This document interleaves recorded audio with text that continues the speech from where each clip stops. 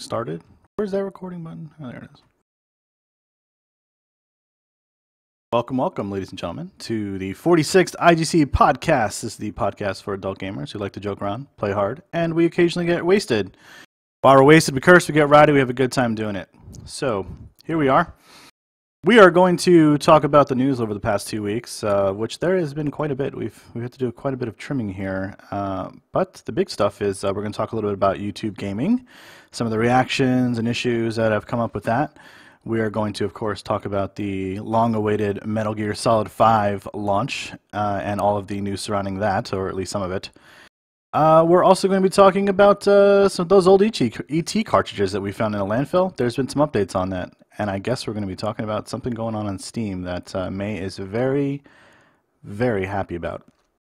But before we get to the news, how you guys doing? I just burned my tongue on my teeth. What? I'm gonna be okay. It's fucking hot. It's hot in California in the summer. That's not really news, Seifer. It's hot because my air conditioner doesn't work.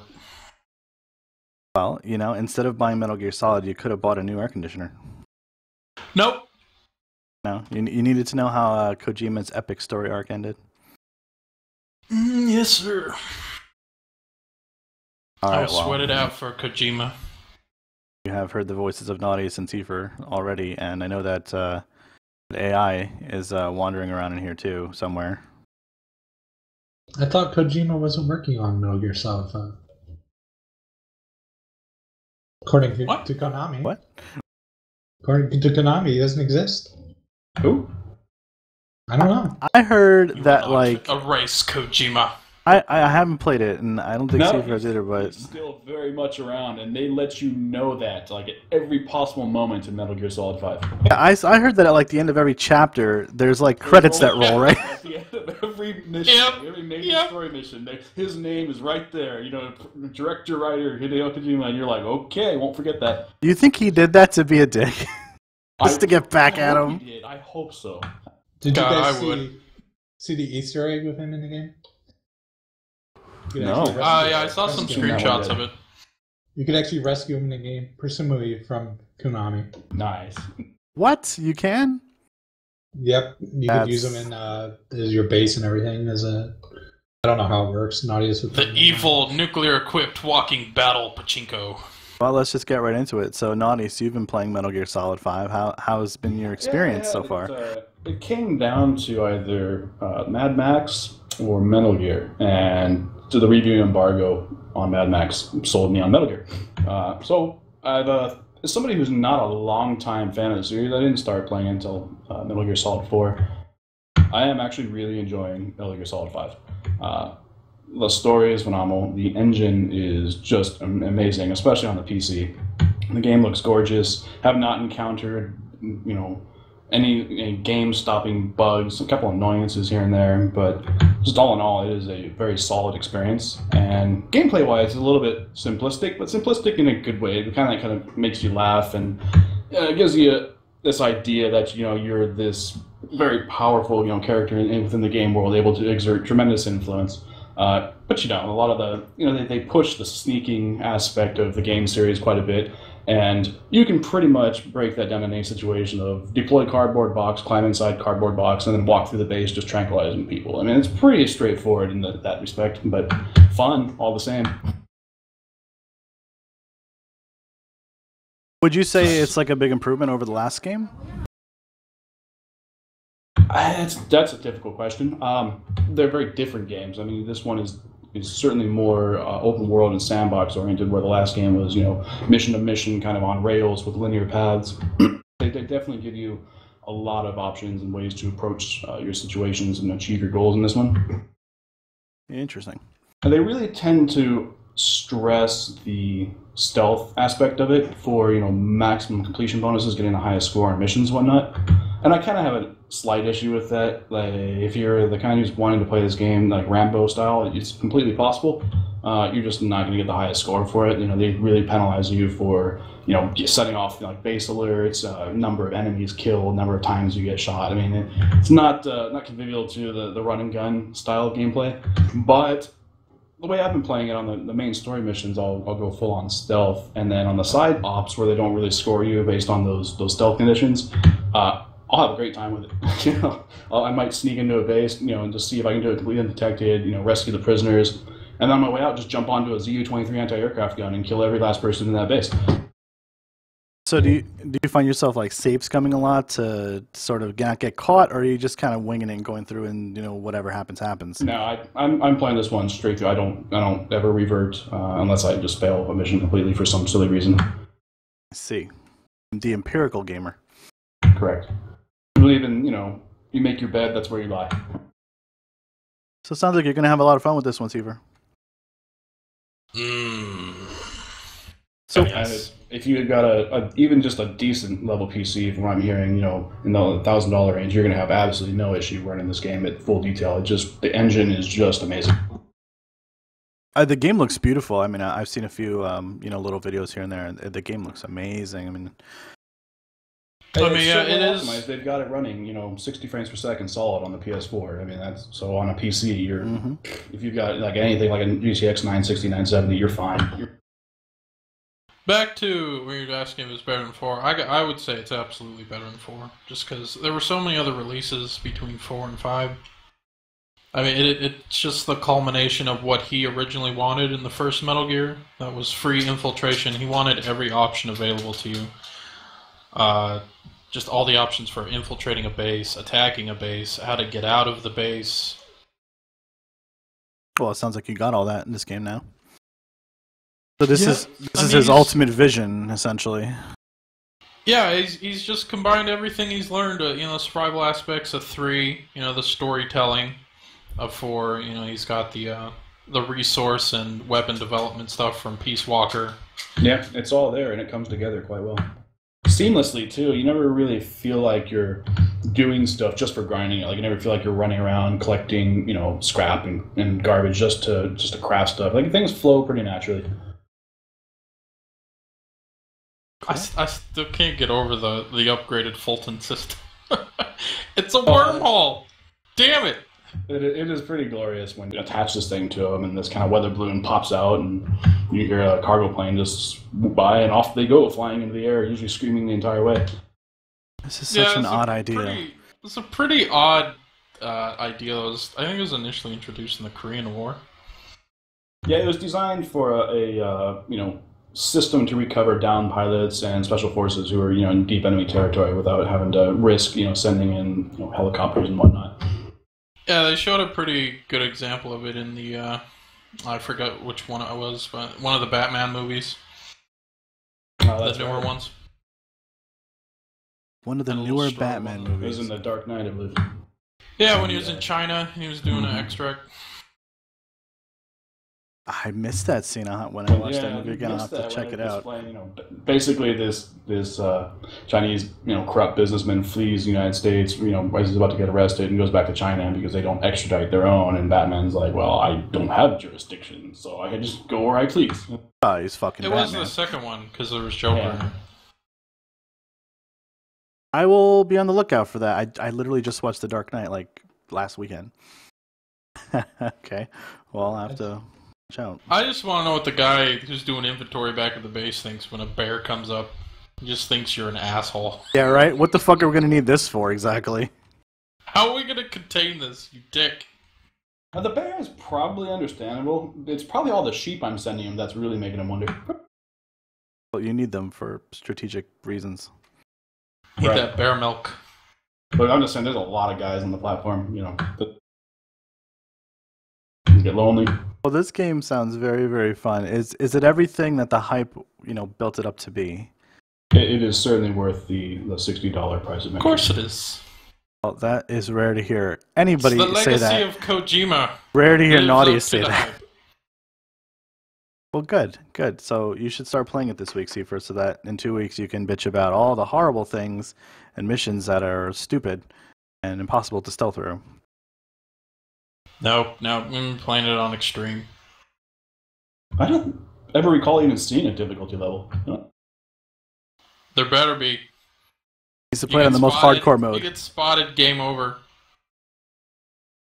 That was the most frustrating but best experience. And I heard that it's actually pretty difficult to stealth around, like until you get better at it or whatever. Like the enemy cones are, they hear you for a while. You just need a cardboard box. You need a cardboard box. Of course you do. Yeah, they're pretty dumb. Like this one mission, I snuck up to a prison, kind of got noticed, so I popped out the cardboard box, and this Russian soldier walked up. So I kind of did this whole like birthday cake surprise, pop out the top, and shot him right in the face with a tranquilizer. He fell over. The sniper up on the tower saw this, so he comes running down to see why this guy just fell over asleep. So I pop him, and then like 5 minutes later, I've got a pile of like 20 sleeping Russian soldiers around my cardboard box, and not a single one of them ever tried to take a shot at me. Have you noticed any of the like gear adaptations they're doing? If you shoot them in the head too many times, they start wearing armor-pierced. Oh, a lot of them wear helmets now, but that's not a huge deal. You just kind of have to wait till they turn their face towards you and just shoot them in the face. Oh, it sounds like they really thought of everything now, didn't they? Mm-hmm. The man thought of everything. The rifle with the rubber bullets, then it's game on. Rifle with rubber bullets. So you can incapacitate them now? Correct. You can. It has the disadvantage of there's no silencer on it, but instead of outright killing somebody, you can incapacitate them with rubber bullets instead of subduing them. Close quarters. Yeah, that's been a big thing with them for at least from 4 onward. Doing like no-kill runs. Yeah, I approve of it. I think they stress that too much. Like, just let people play the game they want to play it. How they want to play it, don't penalize them because they decide not to go stealth. That sounds kind of odd that he's penalizing you for that. I mean, the whole big thing with them was you can approach a situation any way you wanted. That's why Metal Gear was so fun. Now they're really emphasizing that like stealth approach to get the most out of the most points or whatever. On the main story missions, yes. The main ones, okay. I just want to apologize to people who are watching us on Twitch. Twitch servers are having issues. They've been having a lot of issues the past couple of weeks. So yeah, the stream may be coming off and on. You may lose some quality, but don't worry, we're still here, and I will restart the stream every time it goes down. Aww. It's already dropped once fully, but it's been dipping pretty low. So just wanted to mention that while we're live.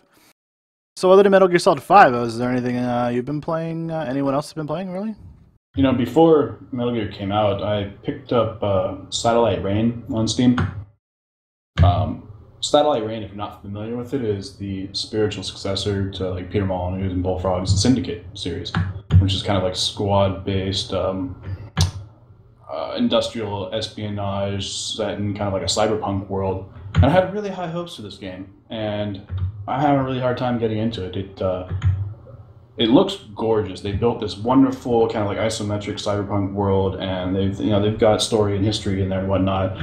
But the game is just absurdly difficult getting started. The tutorial is somewhat lacking, and they're stressing you've got these options and freedom in the beginning of the game. However, your only real option is stealth, and because your crew of 4 guys that you're playing this game with are just not capable of taking out any of the security forces you might come across if you put a base on alert or something.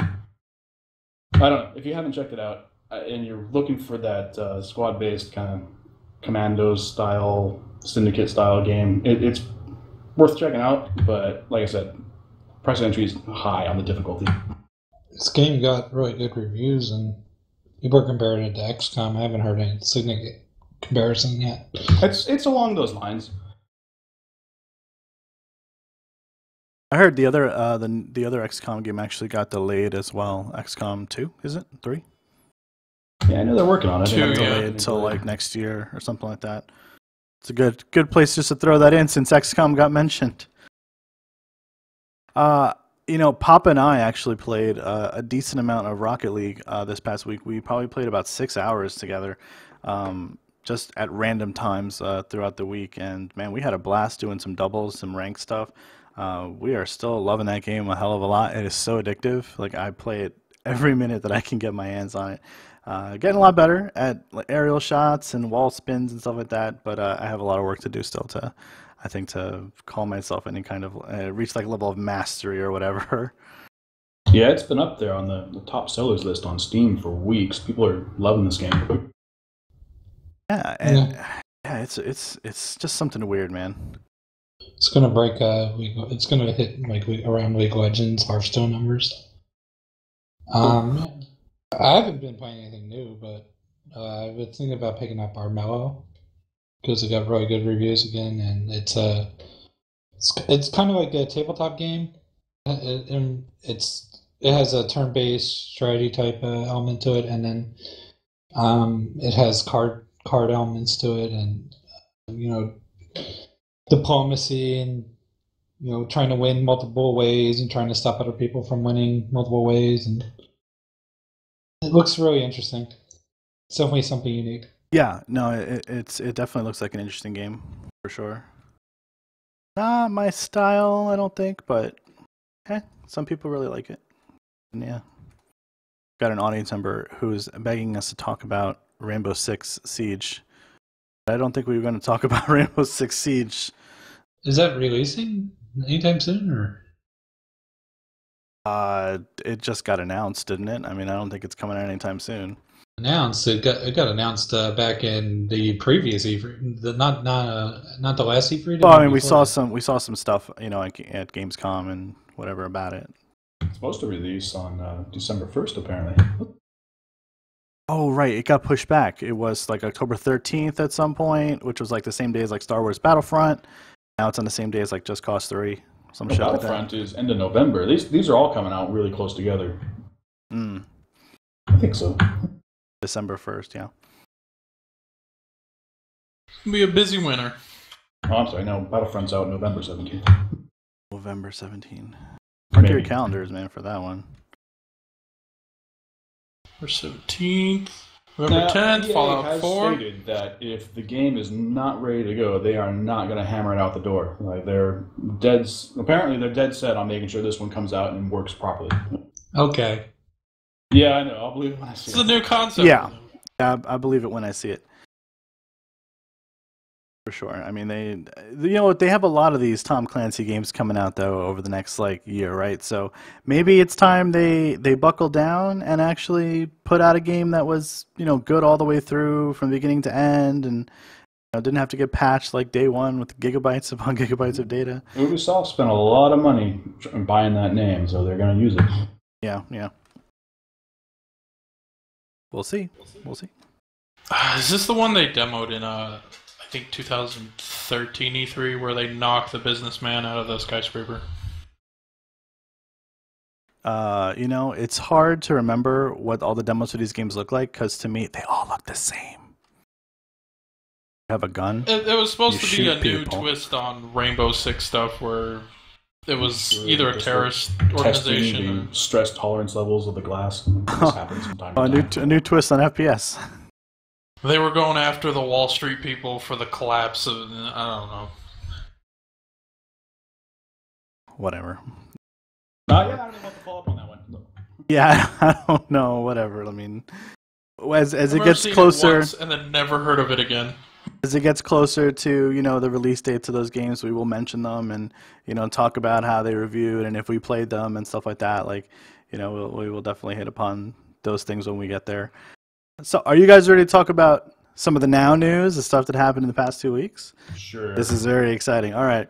Let's do it. So, I think the biggest piece of news that we could possibly talk about over the past 2 weeks was YouTube Gaming finally launched. We'd been hearing about it for a little while, and YouTube was gearing up for it. And now it's finally out in the world and very easy to stream to and set up. OBS is all ready to go. I imagine XSplit is probably all ready to go with it as well. And I like it. I like it a lot. I particularly like the audience getting to choose their own quality setting. I think that's a really kick-ass thing. Letting my audience members do. I think that's like a premium thing, if I'm not mistaken, May, on Twitch. On both Twitch and Hitbox. On Twitch and okay, so on both. So YouTube gives you that, gratis. You get that to go along with your stream. But I don't think we talked about this a few months ago, where everyone really, not just us, predicted that YouTube was going to have problems with their stuff. If their copyright stuff was going to be the same, content protection shit was going to be the same, then we were going to have an issue with this, and we have seen that over the past couple of weeks. Disagree. It's okay, just don't have anything that's been copyrighted or patented over the past 500 years, and you'll be okay. No pressure. Yeah, you'll be fine. It won't take a stream down or anything, but I think it's impossible. Like, I've heard of some silly things, just people streaming their MMOs, just getting their stream turned off because of the in-game music is copyrighted. It's like, well, what the fuck are you supposed to stream over your game? It's the game music. I mean, what do you want me to do? Mute it? Yeah, that's a huge problem, because a lot of these games, even if they're not using licensed music from various artists, they probably released a soundtrack for the game, and that's going to be copyright flagged. Listen, my thoughts on this is, if you're going to play music from another source, fine. That's fine. You could copyright flag that. I know a lot of people are going to disagree with that, but yeah. But when you're playing music from the game itself, why would you copyright flag that? You're not modifying the content at all. You're not really doing it. You're not really using the music for your own profit. I mean, I guess that's debatable, but now I haven't dug into any of these EULAs because I rarely ever do, like most people. But I would wager that somewhere in the EULA for the game is some clause saying that you can't rebroadcast the licensed music in the game. No, you don't even need that in a game to have this copyright flag shit. That it's just a copyrighted music. And the only thing the YouTube Content ID thing does is check for that. It doesn't have to be in the EU, LA, or anything like that. It's just it's bullshit. I mean, a lot of times a lot of companies, these YouTubers have to email the companies and say, hey, we got flagged for this or whatever, and they have to email YouTube and get the copyright removed. Yeah, and it's a hassle because the video is down for like 2 weeks or more most of the time, going through this process of bullshit. Yeah, they didn't even issue it. They're like, why did YouTube flag you? I know it's copyright music and all that, but you're playing it from the game itself. It shouldn't be flagged. A couple of my viewers or I get a couple of free things that are only available in premium on the other service. Is that good enough to get me to switch? It isn't. It hasn't been yet. Had it all and you blew it, YouTube. That's what I'm saying, yeah. Yeah, I mean, I agree. At some point, this needs to be addressed, like sooner than later. There are a lot of games out there, and they come out all the time. They have a lot of licensed music. Like, look at the Grand Theft Auto series. Pretty much all the music in those games is licensed music. So if you're going to stream Grand Theft Auto 5, you got to turn your music off. Right, which is utterly ridiculous. Isn't that part of the gaming experience to have the game music on your stream, even if it's a really low volume, over under your voice? I mean, that's part of what watching people play games is about. It's not just the content on the screen. It's also about the ambiance and the environment that the game provides, and that's the experience that people want to experience before they decide, maybe I'll go and pick this up. There's so much people take for granted for sound and like environmental sounds, as you were talking about. Just music in certain situations. I mean, it'll get you teary-eyed sometimes. Yeah, I mean, you need that music. How far does it go? Are you going to, I mean, if they're flagging music, they might as well flag the dialogue and the script going on in the game too, because isn't that copyrighted by the game developer and the voice actors they pay to do that, right? I mean, how far does it go, right? If Peter Dinklage doesn't want his voice anywhere on Twitch and YouTube, are they going to mute all the Game of Thrones streams out there and all the previous old Destiny streams? Like, are they going to get rid of all that? How far does the rabbit hole go? I think this is going to be positive overall, because YouTube is not going to be able to compete with Twitch now, and that was their one chance to compete with Twitch, and now they're going to have to maybe address this shitty copyright. If they want to make money, they're going to have to choose between the consumers and the big publishers who want this, and the music companies. It's not really the publishers so much as the music companies that are doing this. I mean, there are definitely publishers who've used the copyright flag, Konami. Well, actually, pretty much any Japanese developer. We'll just loop them all in together. Put them all in the same boat. Well, something's got to change. No, you're right. There's too many hands in the pot, and they're all stirring it in a different direction, and it affects us at the end of the day, the streamers who are just trying to do their thing, and a lot of people who make money on it. Yeah, sure, it's a whole big mess, and they need to do something about it. And maybe there's not enough loss there in their mind. There's like, well, we'll lose 2% of our viewers if we don't have this, or we'll only make this loss of streamers from Twitch. We won't have a highest conversion rate, blah blah blah, some bullshit that someone says. This is an acceptable way to run a service because we can absorb the losses or the non-gains that are going to come from this.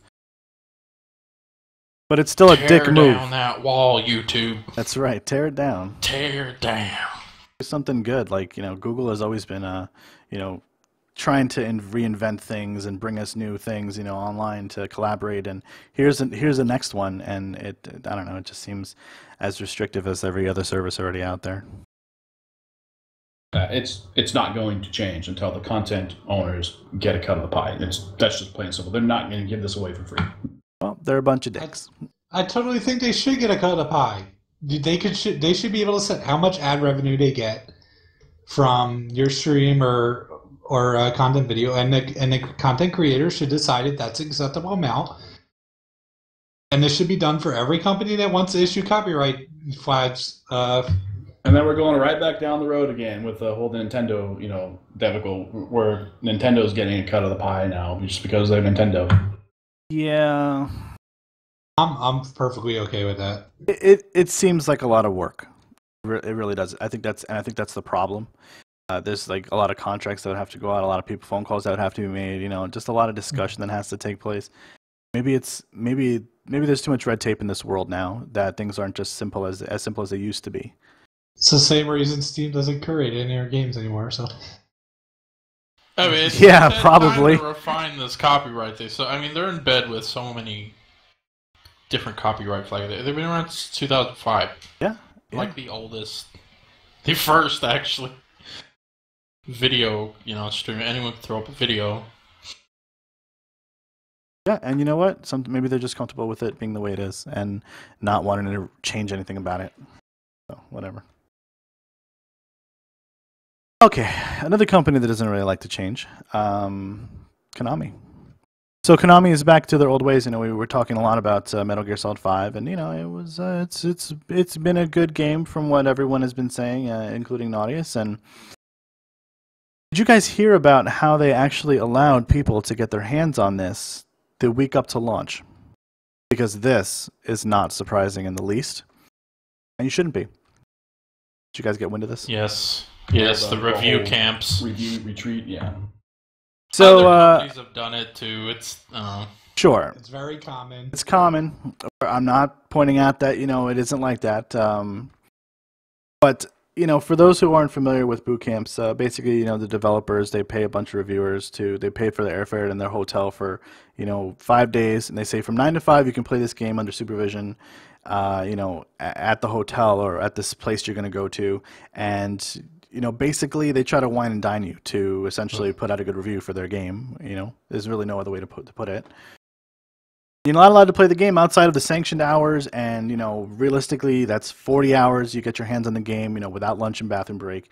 And it just, to me, it's a shady practice, and based on everything that Konami had done up to this point, this whole year of just negative press, I feel like this was another just misstep that they made. To take your biggest game of the year, your most anticipated game, probably of the whole year across the board, and then shove people into boot camps to try to, get them to write a good review about it. Not all boot This is camps a very widespread practice in the industry, and a lot of people have caught on to this, and the reputable and credible review outlets will generally state the review conditions in their review, and I'm okay with that. This is never going to stop, but as long as the journalist is taking some integrity and saying, hey, they flew us out to Hawaii and we had a freaking awesome weekend playing this game and they paid for everything, that's fine. Then I know that his review might be somewhat persuaded by that. Really? Because I haven't seen. I've known this has been going on for over 15 years, and I haven't seen anything of what you're mentioning where the reviewer says this happens. Because not very common. because reviewers don't fully disclose that kind of stuff, and they should. Some of them come out and do it. When Activision had the review stuff for Black Ops, they actually had helmets inscribed with the reviewer's name of the press, and they gave them helicopter rides So, I mean, this is kind of, it gets a little gray. Yeah, come on. They fly you out there. They pay for a hotel. They feed you. They give you a copy of their game to play. They wine and dine you for 5 days. That is a very difficult thing to walk away from at the end of the day and say, I'm going to be able to write an objective review of a game when that happened to me. And on top of the conflict, a lot of them or a few of them were complaining that they just can't really do a complete and full accurate review because they're stuffed into a place they're not very comfortable with. There's other people in the room doing the reviews also, playing the game. I was watching a video with Jim Sterling. He was complaining about that. Well, and Jim Sterling is one of those guys who would never go to one of these things. I think he had mentioned that on the Podquisition this past week. But if he ever had done... He's gone to them yeah, he has in the past. But he would fully disclose that kind of stuff nowadays to say, listen, I don't take what I say with a grain of salt, because these guys basically fed me and loved me for 5 days like I was, a newborn puppy. Like I said, this is a practice that has been going on for a long time. It's not going to stop. It comes down to the integrity of the reviewer to still make an objective review of the game. It absolutely does. It absolutely does. But you've also got issues with number one. What if the game takes longer to play through? And in this case, Metal Gear Solid 5 is one of them. Then the time you're actually expected to play the game while at the boot camp. The second thing is, what if you work for a company who is getting paid by Konami to run ads on their website? We saw that happen many years ago, with Jeff Gerstmann and Giant Bomb and how that whole split happened, where you can't write a negative review about a game to begin with. It's like there's all this, this is kind of related in some way to the whole YouTube gaming red tape bullshit, right? Where who do we trust anymore to give us an objective review on a video game anymore? Yourself. This is Pretty why. much. This is why we have streaming services and we could stream the games and actually make an educated opinion.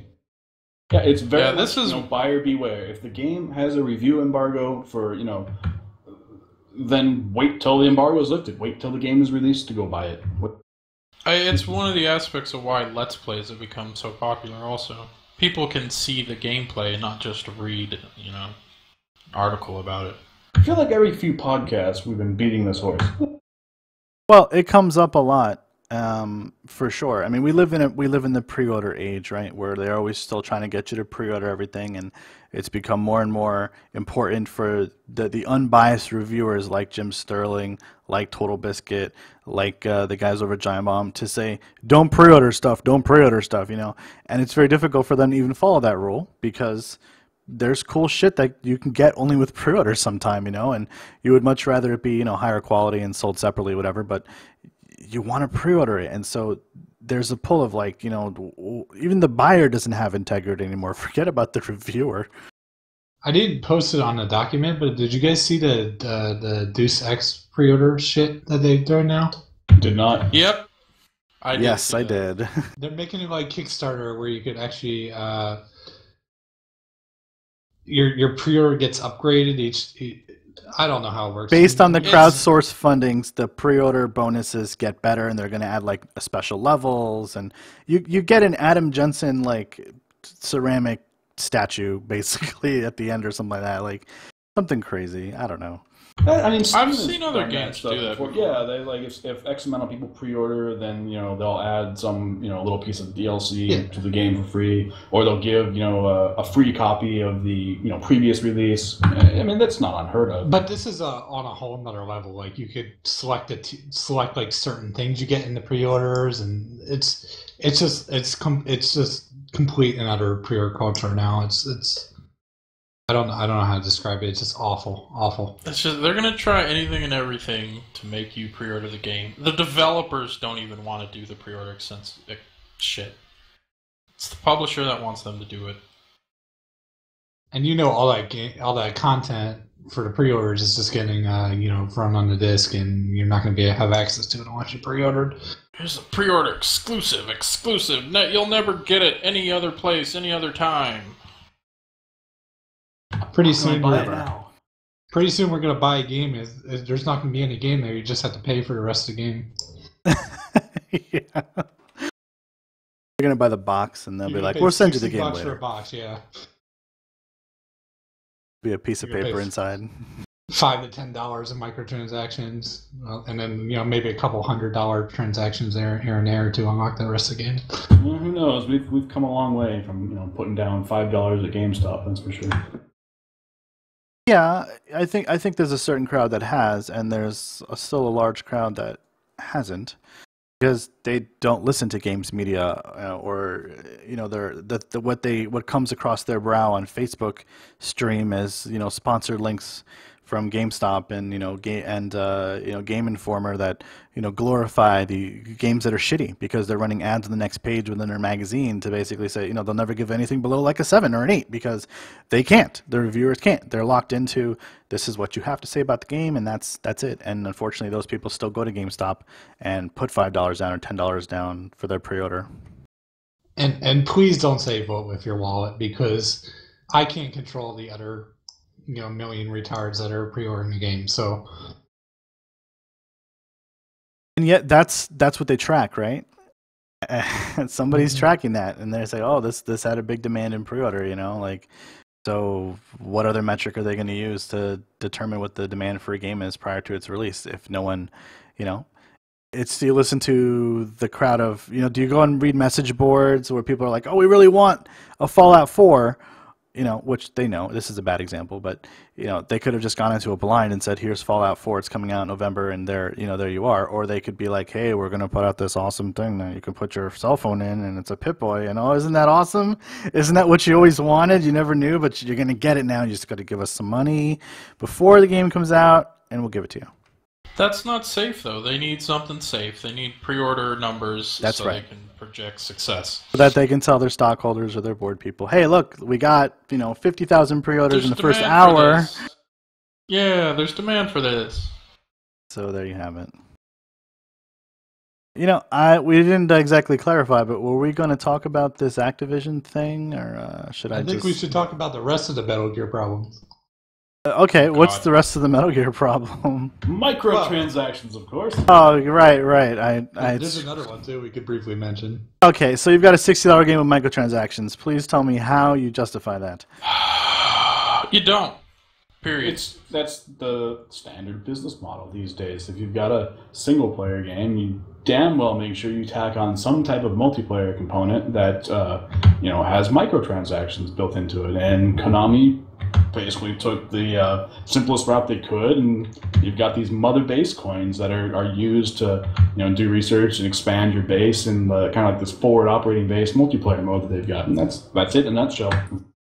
It was so lazy, too, because you could tell this was added so much later into the game, because there was already an in-game currency, the GMP, or whatever it's called, and there's the mother base coins that opens up your forward operating base online. And each one of those additional ones, you get the first one for free, is like $15 to $20. Now, doing these microtransactions is not the only way to get these mother base coins. I think they give you like 30 a day for free just for logging. It's not every day though. It's random what kind of reward you get. We know for how the daily this all bonus. works. So I mean, you need 15 to 1700, and you get 30 every day, maybe. I'm going to have a really hard time playing devil's advocate here, trying to defend the system. It's a shitty system. If it was online only, that'd be fine, but the resources you get from these forward operating bases affect your single player. It gives you additional resources, everything that pertains to having an extra base somewhere. That's just stupid. The executives at Konami said, "Hey, how is this game going to make money after people pre-order, after people buy it and everything?" And they sell $60. So. Like Nadia said, it was a really lazy thing. You could tell it was just added later, like the last shit staple in the back of Kojima on his way out. I can't help but wonder if they saw the success of like Grand Theft Auto 5's online mode and all the I think they call them like shark cards or something, but it's the same principle. You buy these shark cards with real money, and they give you fake money in the game. It's the simplest strategy they can use, and Rockstar made a shitload of money on the consoles with this, to the point where people weren't buying enough. So they started to inflate the prices of things in-game to make them even more expensive to try to drive the sales of these cards. They needed to just hurry up, make their pachinko machines, their mobile devices, and just disappear into obscurity. So I guarantee you, Konami will not come up again. Well, but they're already hiring staff for Metal Gear Solid 6. They've said that. Nobody's gonna buy it. No, there's too much stigma attached to Kojima not being there. But people always buy their football games, so they're not disappearing from the consoles forever. I mean, forever. There's only like 3 things Konami's been really known for over the past year. I mean, what? Silent Hill, Metal Gear, and Zone of Enders? People still play Silent Hill? They do, and they still make new ones. Nah, they haven't sold very well. PT was going to revitalize the series, and they kind of blew that one. Yeah, somehow they fucked that one up. Who knew? Who knew that was even possible? That's not the only thing Konami's been doing. They've been issuing flags on anyone who talks negatively about them on YouTube. Well, wouldn't you? I mean, come on, man. No, I wouldn't. Well, you're not Konami, are you? Yeah, I wonder how long they can get away with that, because at some point, YouTube will review their use of automatic flagging. It was a joke, by the way. Yeah, I mean, everyone's been doing that. They're going to get away with it as long as YouTube lets them get away with it. I mean, there's no limit to how many things you can flag. They're just going to keep flagging shit, and basically it's like free suppression. And they can say, oh, we don't like what that person said, flag them. Their video's down for 2 weeks plus. As far as YouTube is concerned, they're not abusing it. They're using it correctly. Correct. Put the tool in someone's hand and you tell them this is the responsibility you have, otherwise you lose your account. But no one ever really does. I've never heard of anyone losing their account. I can go get a video taken off YouTube tomorrow for that. You can lose your account. If you have 3 of these strikes on your account, you will lose it. Well, do they ever give them out? Because I feel like they don't. You can lose your strikes if you wait long enough. I don't know how it works. You have to dispute it, and it takes a while to get rid of the strike. But it's possible. I know Angry Joe has come close to getting his accounts removed. I think there's just way too much bureaucracy in that shit now. I mean, whatever happened to fair use? It's not fair anymore. Well, it's still there. It's just the content owner gets to decide what's fair. Convenient. Yeah. That's the problem. Yeah, well, it's going to happen. Anyway, are we ready to move on from Konami? We've been bashing Konami a lot. I know a lot of people have, and it's, I don't know, for me, it's almost kind of getting old. It's no less fun. Sneak into the room where Konami's in its hospital bed and smother it with the pillows. Just go, shh, shh, shh, it's for the best. Capcom will be right next to them on life support someday. All right, so Capcom. When the hell did this happen? Did this happen sometime last year where they found that that landfill where all those legendary ET cartridges, that the fabled ET cartridges, were in the landfill? Right. They tracked down all these cartridges to a landfill in New Mexico and set about trying to dig them up. And by God, they were successful. They found well over 1,000 cartridges of ET and thousands of cartridges for other games. Isn't it amazing? Yeah, I know we talked about it already, but man, when an urban legend is true, it blows your mind. And there's been an update on this story, and we're going to talk a little bit about it because we mentioned it last time. Apparently, they found 881 ET cartridges, and somebody bought them all. Various people. More than that, but due to the deal, a set amount of the cartridges were due to be sold at auction. And so through various auctions like eBay, they ended up selling 881 of them for approximately $108,000. Isn't that crazy? Somebody years ago, the guy who did this, let's say maybe it's a group of guys, dumped all those ET cartridges, were grudgingly digging a hole and throwing ET cartridge in and laughing their asses off that no one was ever going to find these things. 30 years later, they sold for $108,000. It's just that mixture of urban legend with it just being that legendary awful game. It was an awful game. You find any other Atari game, it would not sell that well. What I find interesting about the whole ordeal is if you go back and kind of look up the retail price of these cartridges, cartridges like back in 1983 and then adjust them for inflation, it averages out. They like maybe went up in value like $10 or so.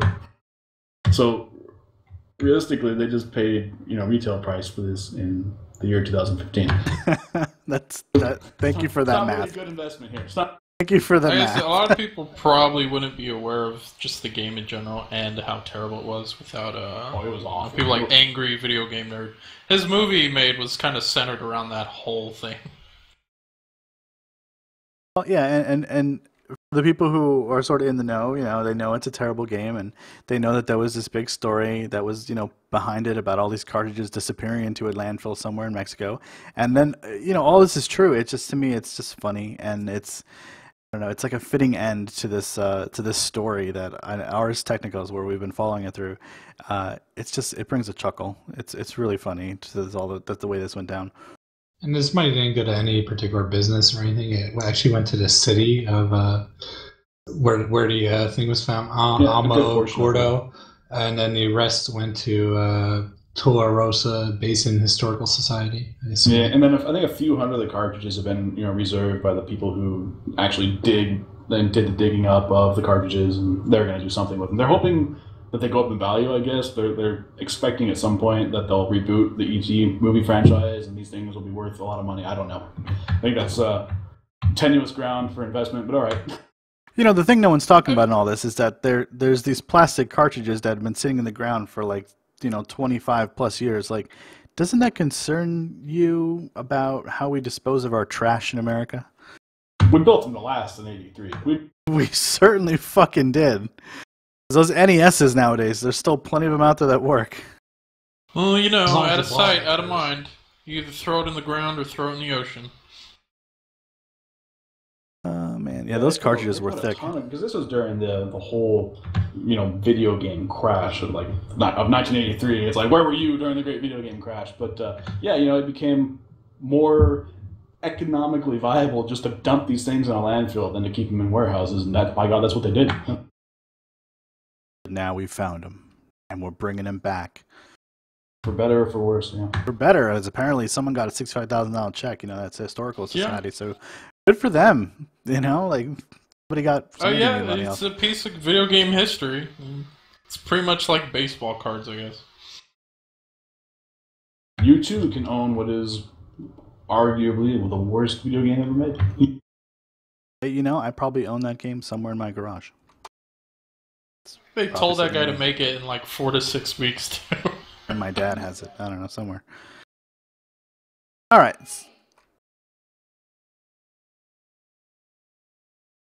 So let's move into the last piece of news here. I'm going to let AI talk about this one because I'm speechless.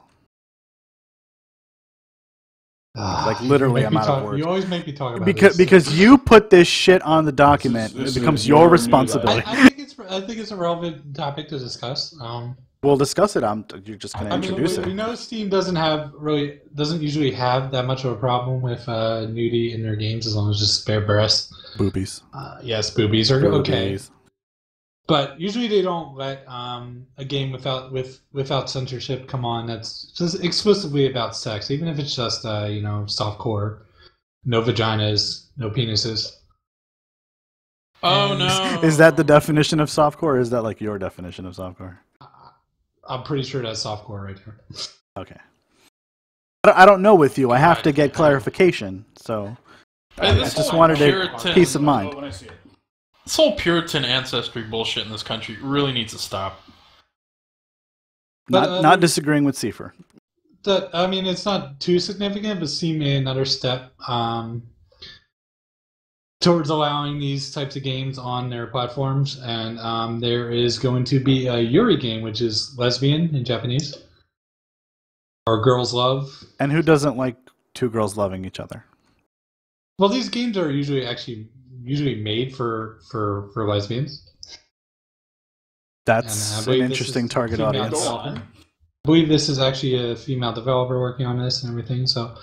And it has uncensored breasts, and the game's premise is mostly about sex. So it's a step above Witcher 3, because Witcher 3 isn't just about sex. So all right, hold on. When you say it's a step up from Witcher 3, which aspect, because that's a broad statement, which aspect or element of Witcher 3... allowing less censorship on Steam. Oh, okay. I just wanted to clarify that because... And it doesn't sound like it'll be an awful game at all. I mean... Don't be dragging Witch through the mud. Gray will pounce you. I just wanted to ask, that's all. I don't know, things get pretty kinky when you get Geralt and another woman and a unicorn involved, so just saying. That sounds exciting, actually. It's just, we don't want anyone else showing our kids about sex, but we don't want to explain sex to our kids. Did you not take the unicorn option in The Witcher 3, Greg? I don't think I've gotten that far just yet. I should have played today, but I played Rocket League. Because apparently that was more important. It wasn't. I think Yennefer's too much of a bitch. I chose Trace. Okay, so there's a game for lesbians made by lesbians to teach girls about lesbian sex. Lots of men that buy it too, but you probably are right on that. You're gonna buy it, right? No, probably not. All right, I'll gift it to you. You never know.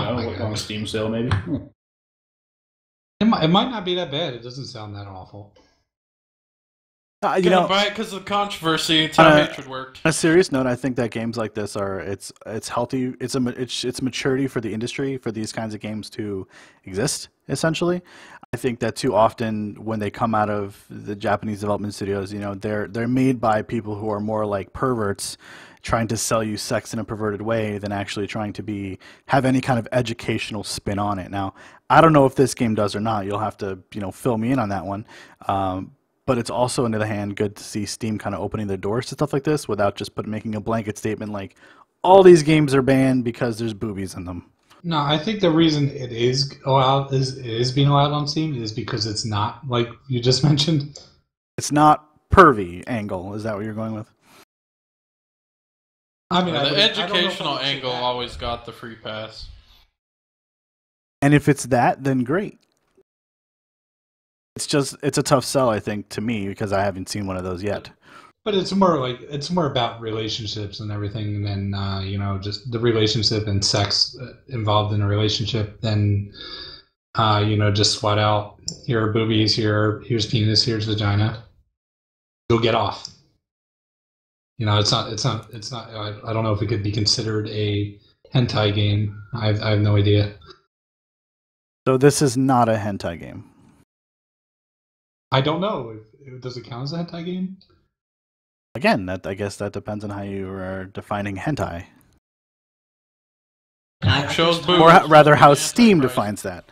There's no entry for it on the Steam store yet, so I'm having a hard time putting any visual context to this thing.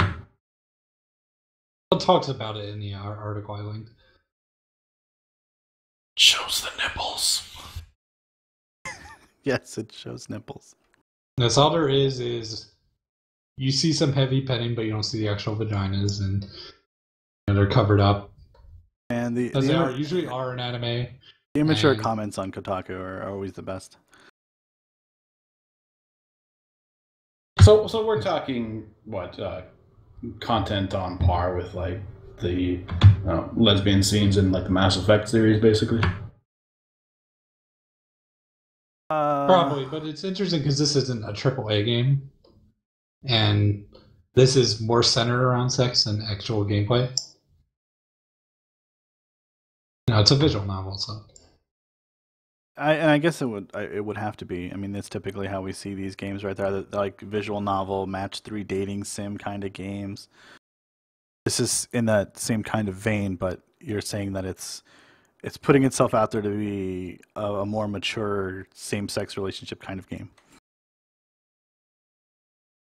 Okay, well, I guess we'll see how this one plays out. Yeah, I guess so. And how Steam will handle how all that goes down. I'm sure it won't matter at all. I'm sure it'll be fine.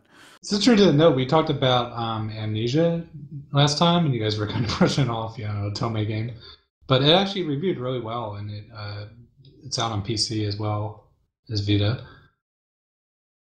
So if you're a female into that sort of thing... To me, that's always like the mark of like, be careful with the game. It's because it came out on Vita. Maybe that's bad of me to say, but I mean, let's face it, a lot of these games come out on Vita. A lot of them are very similar. They look the same. And a lot of them are just geared towards, teenage, young 20-year-olds buying them just to be able to get off onto their Vita. I mean, that's what they're about. They're girls with big-ass titties, make the right responses, and you get in her pants. And the game is about get in every one of these girls' pants to get a score at the end, and then go New Game Plus and do it again. Like, well, you can't drag your PS4 into the bathroom. Well, Amnesia is an Atome game. It's with men courting a woman.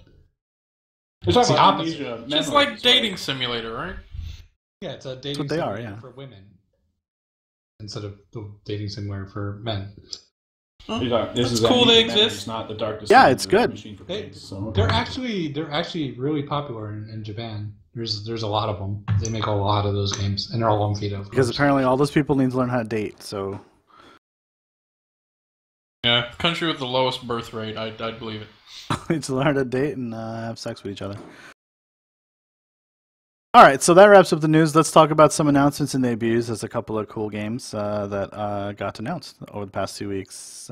So let's start with the first one here. May, why don't you take us through these? All right, Double Fine announced a new game, Headlander. It has a body swap concept they got from their Matroska theme stacking game. Theme game stacking, sorry. This game played stacking. I did not enjoy it at all. This game looks really, really neat. I mean, I don't know how it plays necessarily, but based on the small trailer we saw, it looks like a neat game.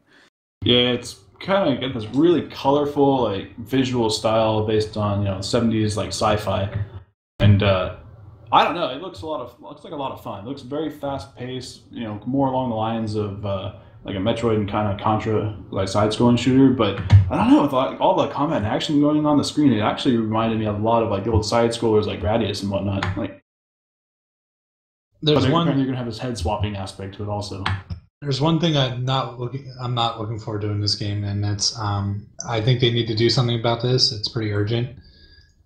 In the trailer, you think there's so? a lot of shit going on in the screen, and there's not a lot of separation. There's not a lot like the main character that you play, Control doesn't stand out very well, and you could kind of swap off his head and swap it to different characters and all that. But I could see that during the gameplay you can lose track of your character very easily. And it is very colorful, and it does get visually noisy during some scenes from what we've seen in the trailer. Yeah, especially the last scene there where there's a lot of enemies on the screen. Like, I was looking around like, wait, who's the actual player? So yeah, I feel you on that one. But otherwise, the art style looks really nice. It's pretty. It's got some depth to it. It has some cover elements. It has there's like a foreground and like a background within the scene where you can move between boxes and stuff like that. So I mean, there's some depth to it. It'd be interesting to see how this reviews. And it's being published by Adult Swim Games, and they've been doing pretty well lately on putting out some decent stuff. Yeah, that's worth mentioning. It's this is from Double Fine, and it's not a Kickstarter. They've got a publisher. Is Double Fine dead with Kickstarter now? They had too much issues with it. No. I mean, Tim Schafer's doing that whole Fig thing now, with them. So no, I don't think so. I think he's all about crowdsourcing, and if he can, he will. So he finally learned how to use a budget now? Is that what you're saying? Maybe this one time. I'm pretty sure he doesn't know how to use a budget. So just this one time. They're going to make an episodic game. I'm looking forward to this one. I'm not generally a fan of platformers and side-scrollers in general, but this one turned my head. I'll definitely check it out. It looks very busy. Lots of stuff going on. So yeah, Headlander. YouTube it, guys. You should take a look at it. Next one is what? Man of War Corsair. It's an open world action adventure Warhammer game set in like an underwater naval type universe. Yeah, the trailer didn't tell much about it. It looked like you had some, order kind of like naval troops on this ship, and they're fighting some type of chaos for it. I don't know. It's a little weird. Yeah, I mean, it's a cinematic trailer, firstly, and it just show the general art style of the game and the colors. I don't know. It looks like it's been put up on YouTube and like I don't even know, 20 frames per second. It's pretty choppy. It So, is I don't know. in-game cinematics, though, at least, so you do have an indication of how the game will look. And it's a Warhammer game, so, you know. I'm hoping this is RTS style, kind of just zoomed in all the way, because that quality looks... Yeah, it doesn't look very good. But that's not to say it's not going to be a great game. We don't know. There's no release date on it either, right? We don't even know the platforms for it. Just been announced. No. It's just been announced. That's it. Games are fun, just I most think Game PC. Workshop stuff hasn't been translated too well into video games. Right. Yeah, they're kind of one of those companies that tends to just throw their license around at anybody willing to pay for it, and that bites them every now and then. All right, next. Well, unfortunately, we don't have our Nintendo fanboy here to talk about some of these Nintendo games, but Darn. Ace Attorney 6 is getting a Western release. For some reason, the great Ace Attorney is not getting Western release, and Capcom said that it's not, but this is, so... Yay. Yeah. These games are very popular in the West. That's all Yes, I know they about are them. very My popular. wife plays them. My best friend plays them. So. Wheels Fortune, which was apparently a mobile platform game, is making its way to PS4. It's actually releasing pretty soon here. This game looks cute. It's kind of got like a little Big Planet kind of art style. You play like a little fuzzball guy, and you go through platformy type stuff, like little cogs and wheels and jumps and platforms and whatever. Manipulate some of the environment to, go through walls and shit. It's interesting. It's releasing September 8th. We'll talk about it a little bit. Okay, this Tuesday. Breath of Fire 6 got a gameplay trailer. Just looking forward to this one. Are you still looking forward to it? No, I'm not, because it's a fucking mobile game. Okay. I had to ask, devil's advocate and all. Yeah, I don't know. I think this is a big disappointment for all the BOF fans out there. I got out of BOF with 3, so I don't really care. But for a mobile game, it's got that Japanese style, art style kind of thing going on. It doesn't look like anything too special. It just looks like a generic RPG with the word Breath of Fire slapped on it. Capcom could go ahead and join Konami in its deathbed, because I hate them. Yeah, they'll be in the same hospital room probably. Shh, just let it happen. Leafer will be there with the pillow. They could choke on each other's shit. Well, that's a bit graphic. Moving on. Anyway, Shovel Knight is getting an expansion. Plague of Darkness. I know a lot of people really, really love Shovel Knight. So I'm sure a lot of people are happy about this news. Indeed, and this game sold over 1 million copies. A very popular Mega Man style game, and it's getting an expansion, so cool. Gameplay trailer that we saw is kind of over the shoulder cams type stuff. Probably doesn't do the game justice. You kind of can't hear the music, so watch out for that one. Could be a good one. And Kerbal Space Program is coming to the Wii U early 2016. Really surprised about this one. But it makes sense when you really start to think about it. They're basically saying that they fully intend to utilize the Wii U's little touchscreen gamepad tablet thingamajig. I think they plan to represent like the virtual cockpit on it, and in addition to some of the navigational functions of the game, which could fit really well on that platform. Just really surprised. I mean, I think it would sell better on PS4 or Xbox One. Yeah, but they're limited to the gamepad. Right. I think the more surprising news of it is, with all the stuff that is coming out of Nintendo, or that the mysticism that's surrounded by Nintendo, like what are they going to do? Are they dropping support for the Wii U? When's the NX coming out? That recent patent they applied for, like. To hear of any game with a third-party game coming on a Wii U right now, just in itself seems like an odd bit of news, and I think that's why we're mentioning it. I mean, You're it works. I You think it'll use work. the touchscreen for building stuff and cockpit view. Cockpit view is pretty fun in that game. Not to mention, trying to do that setting your orbital maneuvers would make sense on a touchscreen with a kind of if you've got like multi-gesture kind of stuff going on, you can get your maneuvers set up properly, expand and contract the little rings. You'd be good. think it's a good fit. I was always under the impression that this game used a lot of RAM. It needed a powerful machine to run. No. That's one of the major problems with the game engine. Actually, they use an engine that just kind of caps itself out at 4. Initially, it was a 32-bit engine, and it fit within that just fine. It's when you start tacking on, several, even, multiples of 10 gigabytes of mods into the game, because it's a very, very moddable game. There's a lot of stuff you can throw into it. Obviously, the Wii U is probably not going to have that. I just want game is very playable. Highly doubtful. I just want to point out that Fight 6 will work on the PS4. Most of them will. Yeah, it's possible. It's just, like I said, the actual building and the navigation stuff, it just doesn't make sense with a gamepad or a joystick. All right, well, Kerbal Space Run coming to Wii U. Who knew? There's a touchpad on the PS4.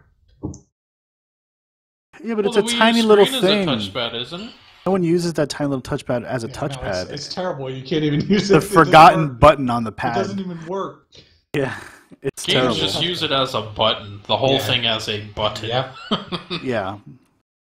Never been a good touchpad. Look, Kerbal Space Program is a Unity game. If Squad, thinks it's possible for the Xbox One or the PS4, they can go down that route. I just don't think it would fit very well.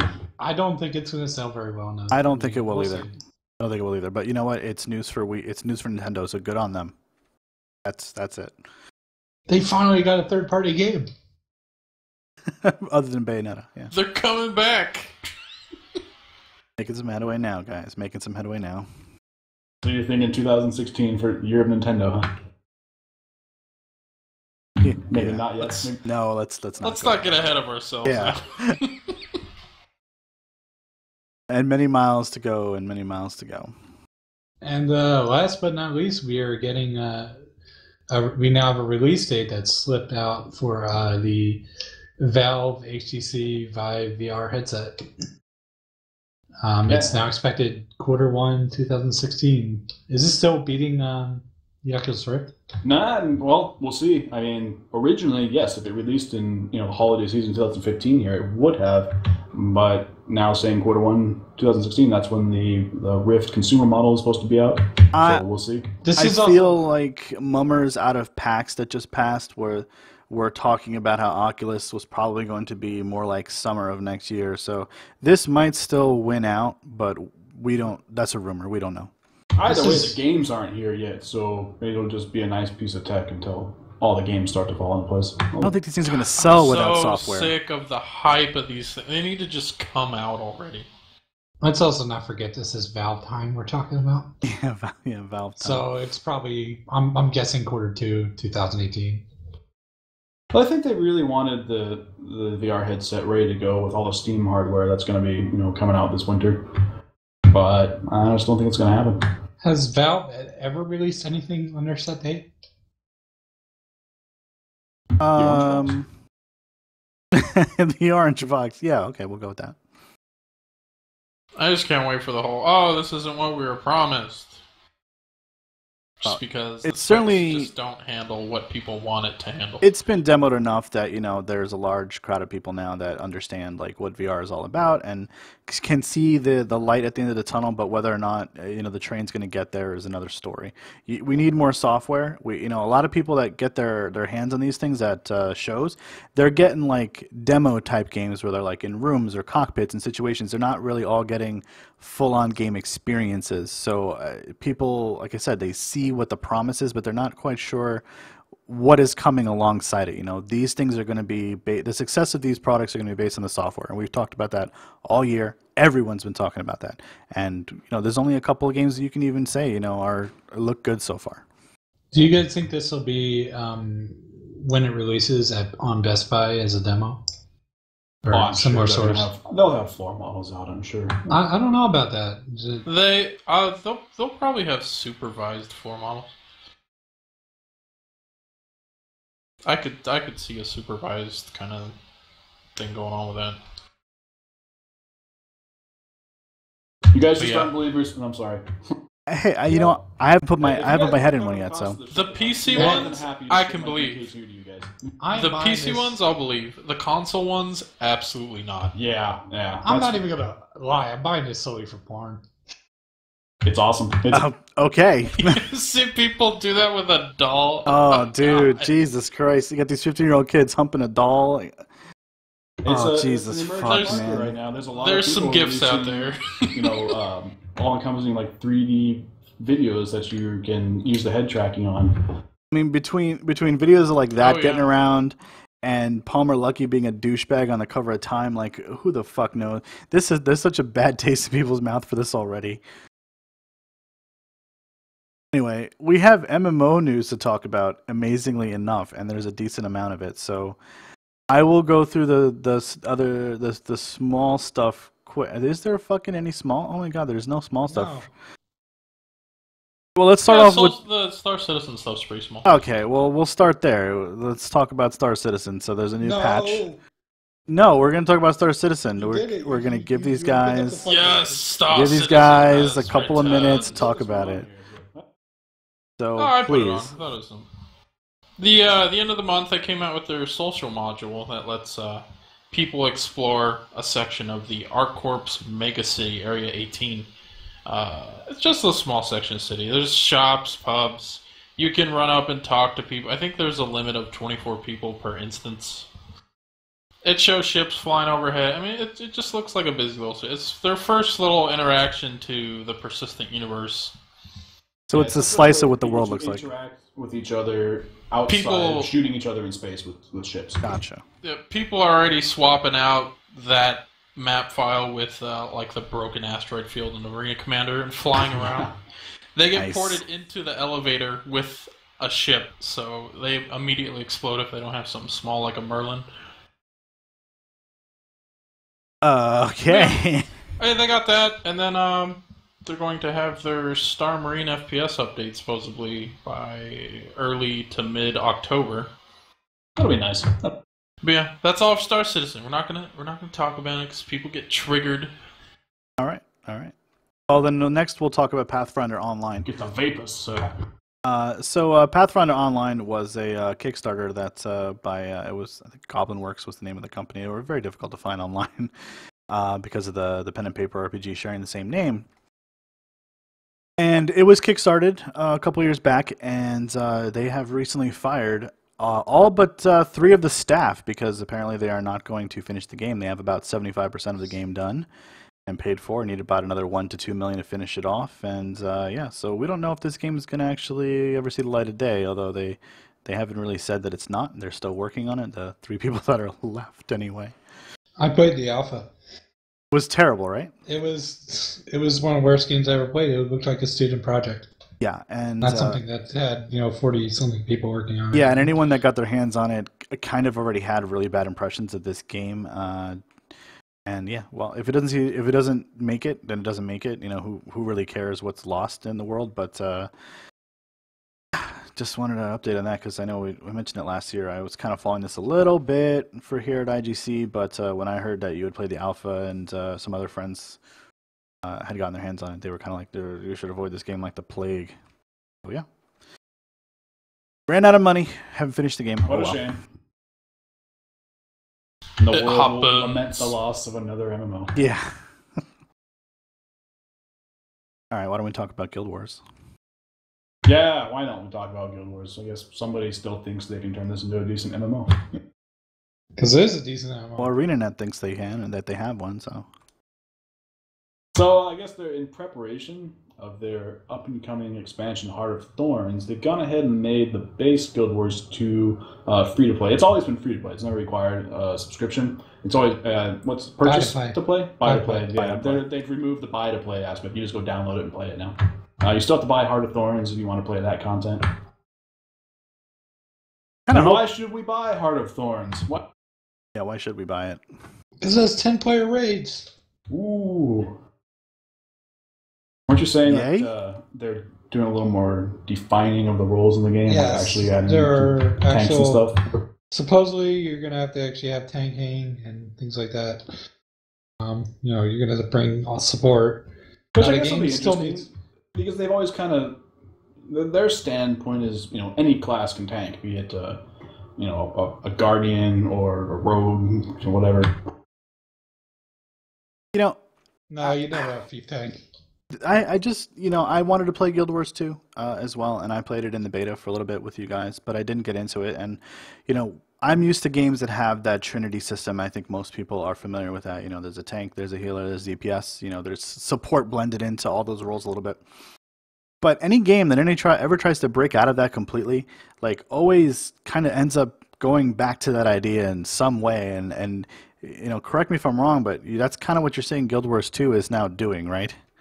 Yeah, exactly. well, my God, they stuck with that whole, every class can do everything if you spec for it mentality so long that, the large group content de-evolved into standing next to a dragon's foot and stabbing it, basically. Yeah, well, and fractals, which is just true. Play Guardian or Elementalist and spam Reflect Walls because everything one-shot you and you could go ahead and throw that damage right back in its face. I don't think it's possible to really, if you're going to make everybody feel like they have a role or an importance in a group, you can't just let everybody do everything. It just doesn't even work. It's great for PvP. Oh, I'm sure it is. Yeah, because fucking healing in PvP is boring. You just sit back and spam heals, and right. I know there's feigning and all that other shit, but it's pretty boring, honestly, to play healer, and I've done both healer and DPS, and I believe it.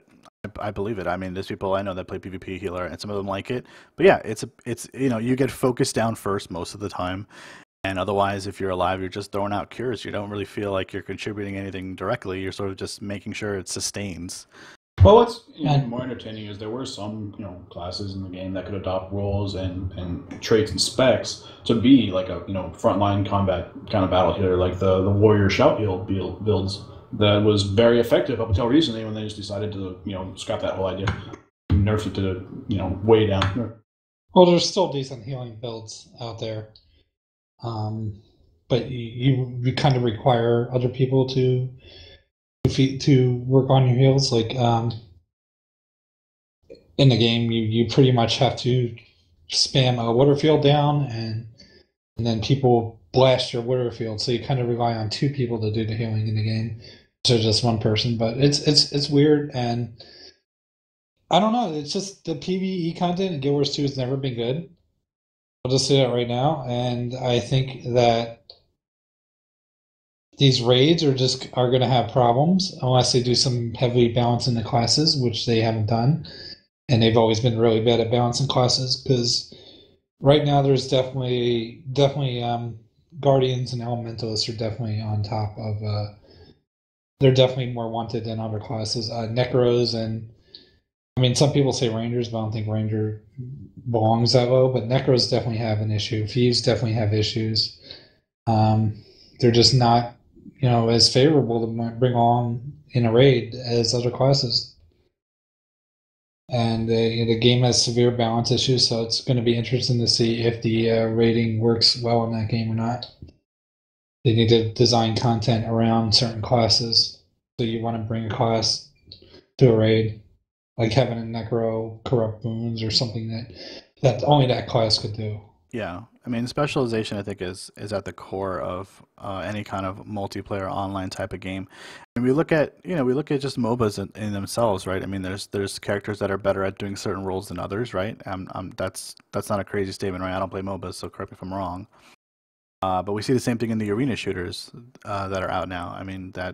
Or that are coming, Battleborn and all that other stuff. Like we see them that they have these defined roles, the Team Fortress 2 type stuff, where one's a sort of a healer spec, one's a sniper spec, like kind of thing. Like those, that's always been very important for people to specialize. So it doesn't, I don't know, to see them going this route doesn't really shock me because you can't just be able to do everything. That's ridiculous. There's a lot of other stuff coming to the expansion. They're adding more progression, which is something they said they wouldn't do, but here they are. Yeah, of course they realize, hey, players need something to progress on besides cosmetic shit. So, and when is this all hitting the streets? It's October something, October 23rd. October 23rd. All right. All right, and so that's Guild Wars 2. And we have this other little bit of news. An MMO called Otherland is releasing on September 10th for PC. I've never heard of this one. What's this about? This has actually been in development for a long time. Otherland. Let me check that out. It's like a really sandbox MMO. You could kind of, I believe you could like take parts of creatures and use it, customize your character with it, or something like that. I don't know. It's been a long time since I've heard any news about it, and now apparently it's releasing very soon. Yeah, this is kind of a quiet release for an MMO. It's free to play, and it's being published by a company called Gamago. Yeah, okay. Very large free-to-play company, I believe. Yeah, it looks like it. They have some other stuff. Korean. So yeah, if you're into that, check that out. It's like an action. They're talking as action adventure MMO. What it says on their front page.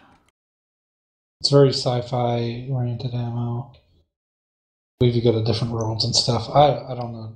It's been a really long time since I've heard any news about it. Like over a year. Yeah. All right. Let's go through our final segment here. The upcoming games. What's coming out? Yeah. What's coming out? What should we play? Tearaway Unfolded.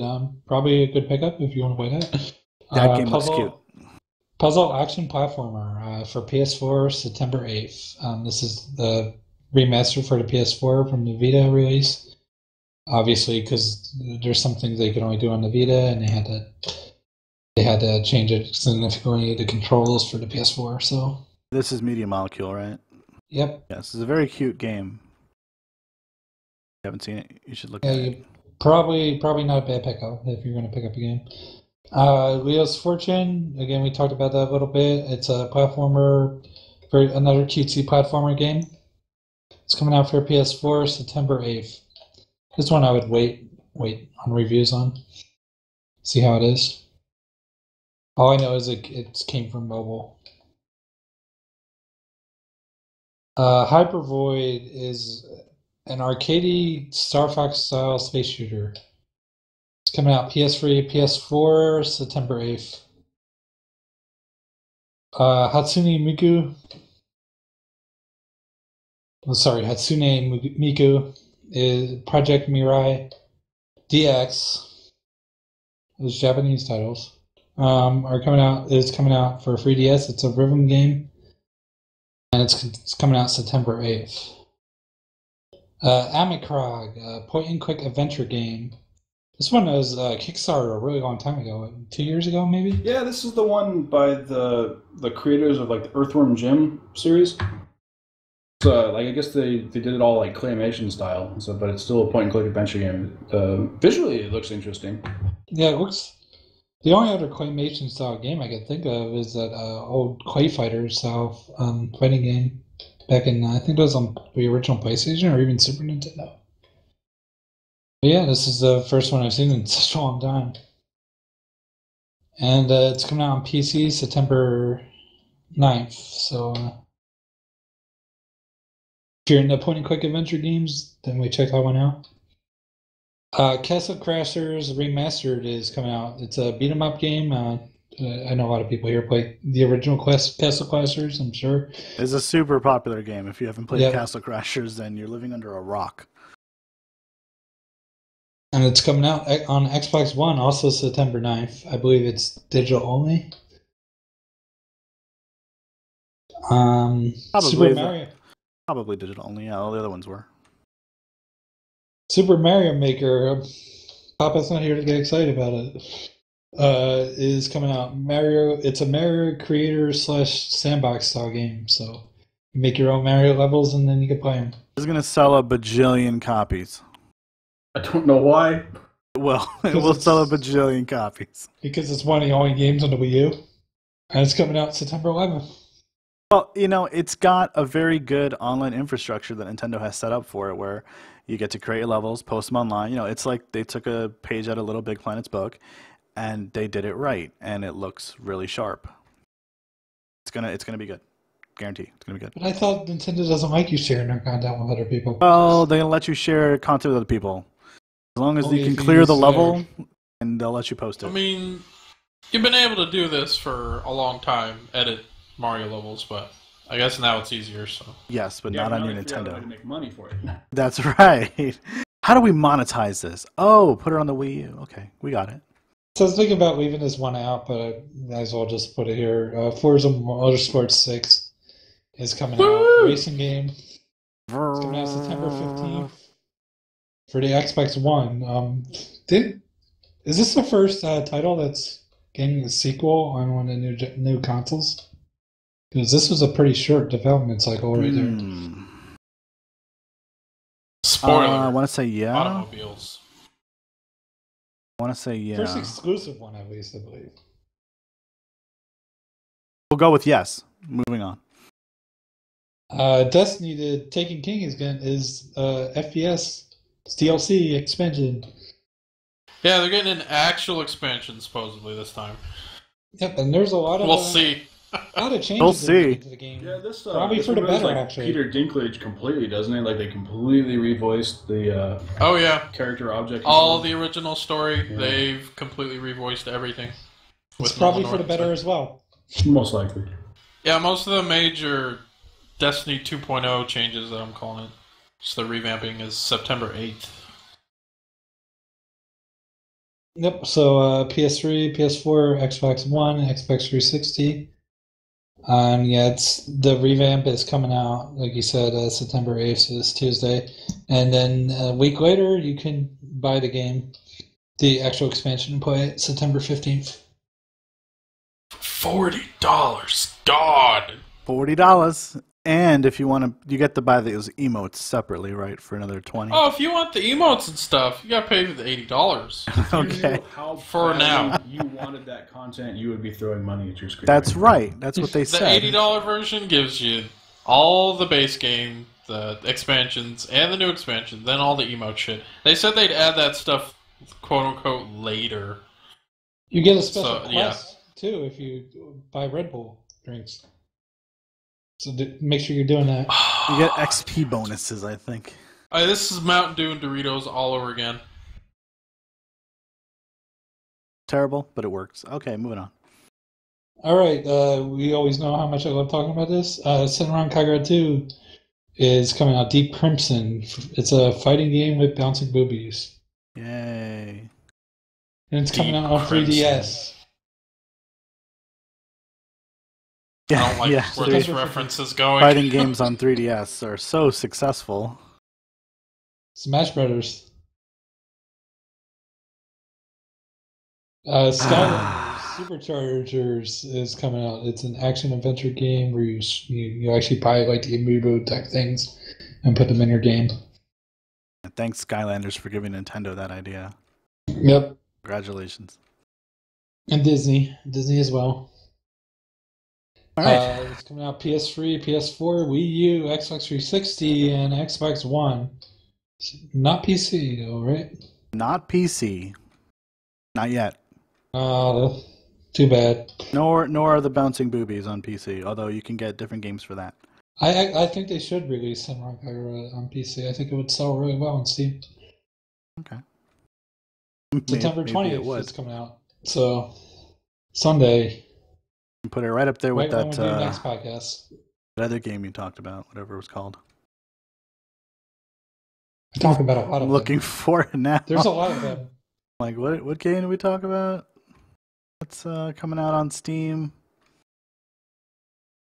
Oh, yeah. You didn't actually mention the name, did you? No, I did. I don't believe I did. It's Kindred Spirits. Kindred Spirits on the Roof.